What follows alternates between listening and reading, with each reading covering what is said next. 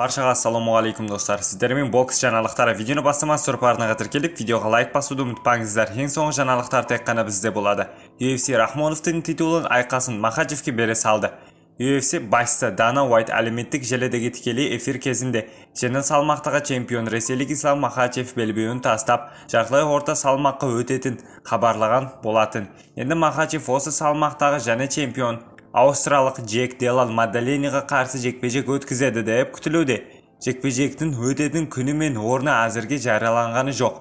Махачевтің кәсіпқой рекордын 27 жеңіс пен 1 жеңілісі бар, ал Делал Мадалене 17 жеңіске жетіп 2 рет жеңілген. Еске салайық, Монреалда өткен UFC 315 турнирінде Делал Мадалене америкалық Белал Мухаммедті төртшілердің шешімімен жеңіп, жартылай орта салмақтағы чемпиондық белбеуден иелеген болатын.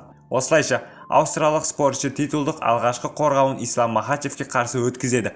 Айта кетейік, бастапқыда Делал Мадалене мен Мухаммед арасындағы жекпе-жек жеңімпазы қазақстандық Шавкат Рахмоновпен кездеседі деп жоспарланған еді.